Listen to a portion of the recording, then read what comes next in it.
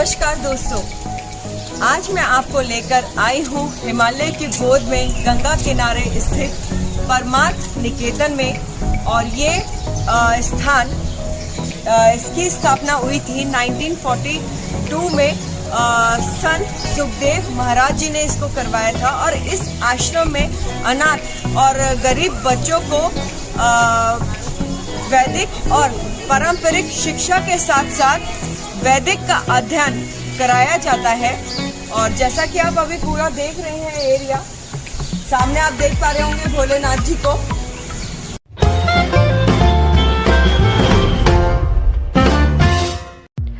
दोस्तों, ये है परमार्थ निकेतन आश्रम का एंट्रेंस, जहां से मैं आप सभी को ले चल रही हूँ अंदर की तरफ। साथ ही दोस्तों, आप देख सकते हैं यहाँ का मौसम बहुत ही सुहाना हो रखा है और मौसम यहाँ पे बदल रहा है, पल में घटा पल में धूप। यहाँ 1000 से अधिक रूम्स के साथ ऋषिकेश का सबसे बड़ा आश्रम है। तो ठहरने की सुविधाओं के अलावा परमार्थ निकेतन आयुर्वेदिक और संगीत द्वारा भी उपचार करता है। इसमें रोज प्रभात के सामूहिक पूजा, योग और ध्यान, सत्संग, व्याख्यान, कीर्तन, सूर्यास्त के समय गंगा आरती इत्यादि होती है। यहाँ लोग अपने देश से ही नहीं बल्कि विदेश से भी यहाँ yoga, meditation, stress management, acupressure, reiki और प्राणायाम, आयुर्वेदिक इत्यादि में अलग अलग कोर्सेज करने के लिए आते हैं। और यहाँ परिसर में एक स्कूल भी स्थित है जिसका प्रबंध आश्रम ही करता है।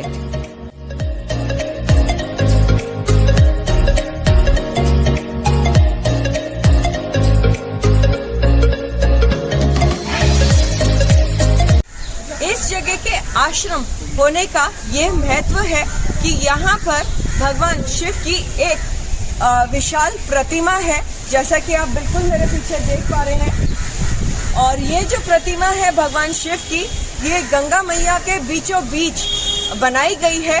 तो अब मैं आपको पास से ले चलती हूँ वहाँ पर और आपको दिखाती हूँ वहाँ का दृश्य कि कैसा वहाँ से दृश्य दिखता है। और साथ ही साथ भोलेनाथ जी के भी दर्शन कराती हूँ और वहीं चलकर मैं आप सभी को बताती हूँ उसके बारे में।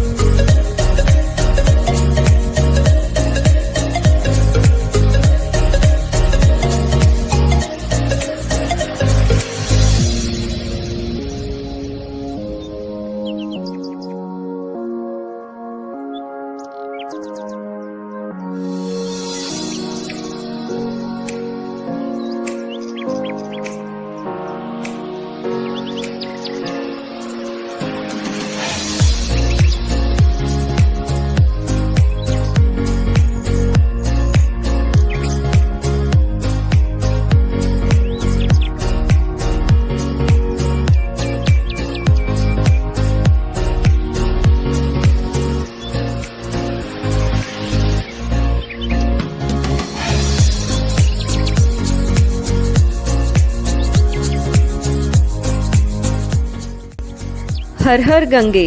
दोस्तों, अब आप गंगा माँ के दर्शन कर सकते हैं। साथ ही कमेंट बॉक्स में हर हर गंगे लिखना ना भूलें। और यहाँ का दृश्य देखिए कितना मनमोहक है। साथ ही सामने 14 फीट की भगवान शिव की प्रतिमा इस स्थान को और भी आदर्श दृश्य बना रही है।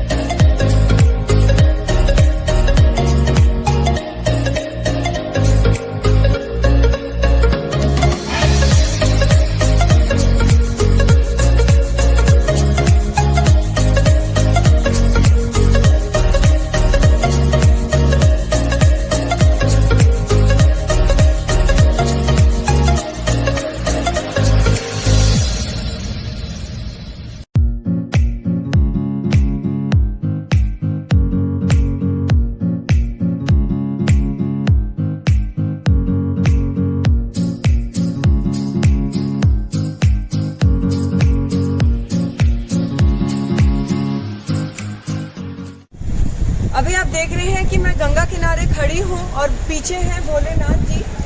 तो इस जगह का महत्व ये है कि जैसे कि हर की पौड़ी में ब्रह्मकुंड घाट है, वहाँ पर गंगा आरती होती है, वैसे ही यहाँ पर सुबह और शाम गंगा आरती की जाती है।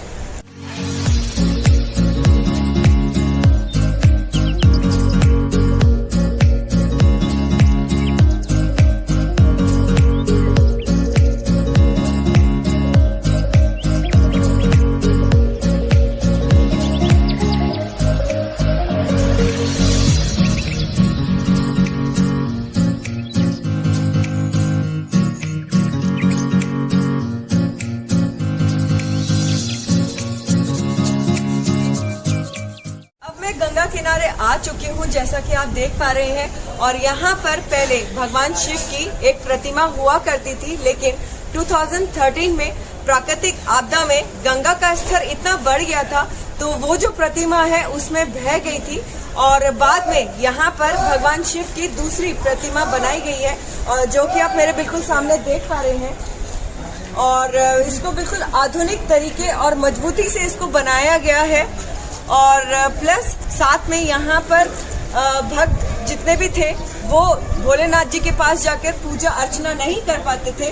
तो जब यहाँ के जो परमार्थ निकेतन के ट्रस्टी हैं, उनको लगा कि भक्तगण बिल्कुल भोलेनाथ जी के पास जाके पूजा नहीं कर सकते हैं, तो बाद में उनको जब रियलाइज हुआ तो उन्होंने, आप ये देख पा रहे हैं कि दो इधर और इधर पुल बनाए हैं, जिससे आप आसानी से भोलेनाथ जी के पास पहुंच जाएं और वहां पर जाके उनकी पूजा कर सकते हैं। जैसा कि मैंने आपको बताया है कि यहाँ पर सुबह और शाम आरती की जाती है, तो आप देख सकते हैं कि यहाँ पर अभी आरती की तैयारी चल ही रही है। यहाँ पर कारपेट बिछा दिया गया है, 2 चौकी लग चुकी हैं, तो अभी यहाँ पर आरती होने वाली है थोड़ी सी देर में। मैं कोशिश करूंगी, अगर मैं यहाँ पर रही तो आपको आरती के दर्शन जरूर कराऊंगी।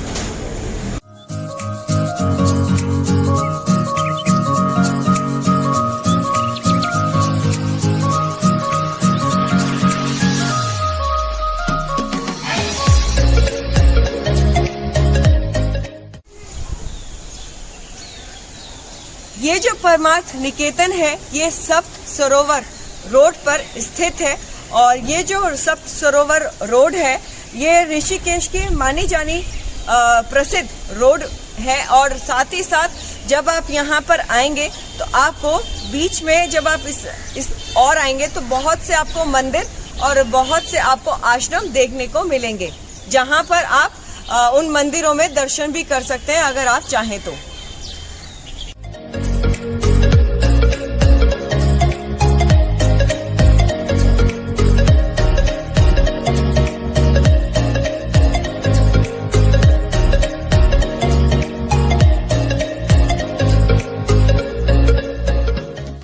दोस्तों, परमार्थ निकेतन आश्रम के अंदर प्रवेश करने के बाद आपको दोनों तरफ सुंदर मूर्तियां नजर आएंगी, जिन्हें पौराणिक कथाओं के आधार पर बनाया गया है। और यहाँ पर पर्वत देवताओं के विशाल मूर्तियां एवं उनके प्रतिबिंब देखने को मिलेंगे। ये आश्रम काफी अधिक क्षेत्र में फैला हुआ है, जिसे बाहर और अंदर दोनों तरफ देखने पर बेहद खूबसूरत सा लगता है। इस आश्रम के अंदर चारों तरफ आपको हरियाली ही हरियाली देखने को मिलेगा, जिसे देखने के बाद एक अलग ही जगह का अनुभव होता है। परमार्थ निकेतन आश्रम में जाने मतलब फोटो क्लिक करने और वीडियो शूट करने के लिए किसी से भी परमिशन लेने की जरूरत नहीं है, मतलब जरूरत नहीं पड़ती है। इसमें निःशुल्क प्रवेश कर सकते हैं और कहीं का भी फोटो और वीडियो शूट आप कर सकते हैं।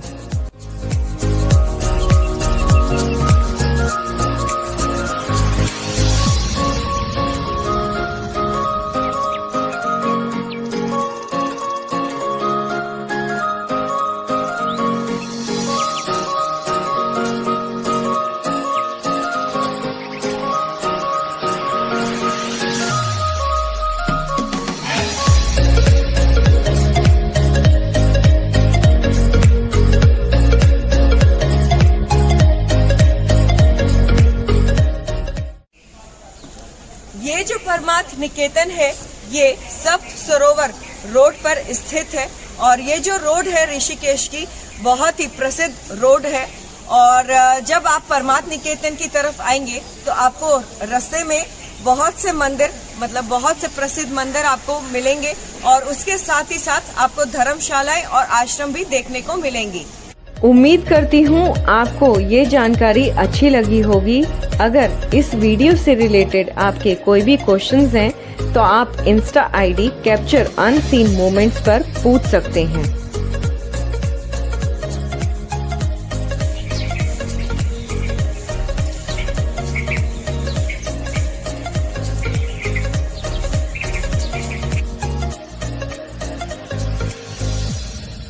दोस्तों आज की ये वीडियो अगर आप सभी को पसंद आई हो तो लाइक करें, साथ ही अपने दोस्तों, फैमिली मेंबर्स या रिलेटिव्स के साथ इस वीडियो को शेयर करें और अपने चैनल कैप्चर अनसीन मोमेंट्स को सब्सक्राइब करना बिल्कुल भी ना भूलें। साथ ही बेल आइकन प्रेस करें जिससे अपकमिंग वीडियोस की नोटिफिकेशंस आप तक पहुंच पाए। और आप चाहें तो प्लेलिस्ट पर ऋषिकेश की पूरी सीरीज भी देख सकते हैं। यहाँ हमने एक यूट्यूबर से मीटअप भी किया है, तो चलिए देखते हैं।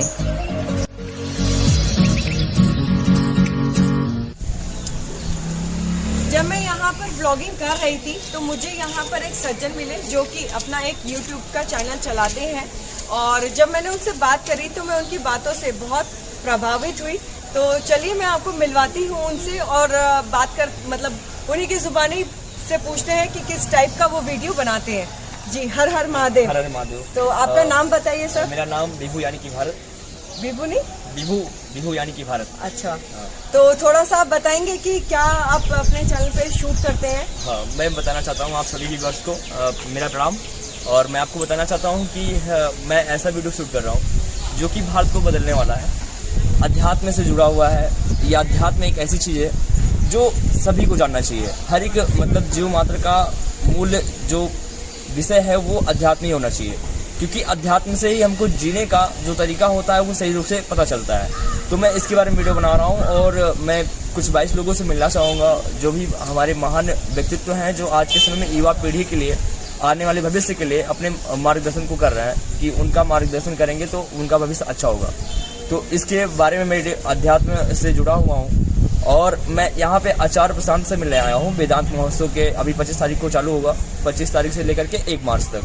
तो यहाँ मैं उनसे मिलूंगा और अपनी कुछ बातों को रखूंगा जो कि मैंने इंडिया के लिए सोचा है कि अपने भारत में सभी लोगों के लिए अध्यात्म से जो है वो एक संविधान में जोड़ दिया जाए, जिससे कंपलसरी हो जाए। अगर कंपलसरी हो जाएगा तो हर एक व्यक्ति पढ़ सकता है इस चीज़ को और अपने जीवन के बारे में, आने वाले 20 साल के बारे में, मतलब 20 साल तक वो अच्छे से जान जाएगा कि मेरा जीवन है क्या। क्योंकि अभी तक आज के समय में, आज इंडिया में मैम यही प्रॉब्लम है कि भी लोग यही नहीं जान पा रहे हैं कि मुझे पुराण नहीं पता है, कोई ज्ञान नहीं है हमारे, उसको यही नहीं पता मैं हूँ कौन। हाँ, और सबसे बड़ी चीज ये है कि मतलब 30 वर्ष बीत जाते हैं, उनको ये नहीं पता चलता मेरा लक्ष्य क्या है, मुझे करना क्या है। तो इस चीज के बारे में मैं बहुत ज्यादा प्रभावित हूँ, क्योंकि मतलब बहुत सारे ट्रेवल्स मैंने भी किए हैं। तो इससे मुझे लगा कि ये चीज होना चाहिए, जो ये कंपलसरी अगर हो जाएगा तो सब लोग कर सकते हैं। आप ये बहुत अच्छा काम कर रहे हैं, क्योंकि ऑब्वियसली जो छोटे बच्चे हैं उनको बताना चाहिए कि हमारा क्या इतिहास है। और खासकर इतनी कथाएं हैं और इतने पौराणिक मतलब पुराण भी है हमारे पढ़ने के लिए, तो किसी का भी ज्ञान नहीं है, इवन हमें भी ज्ञान नहीं है इन बातों का। ऐसे भी जान लीजिए कि आज के समय में जो क्रांतिकारी पहले हुए थे अपने भारत को आजाद करने के लिए, 7,32,781 सैनिक, उनके क्रांति के बारे में भी हम जानते नहीं है। मतलब हमारी यूथ जो है उनके बारे में जाने नहीं पा रही है, जो हमारे विषय में होना चाहिए वो विषय में है ही नहीं।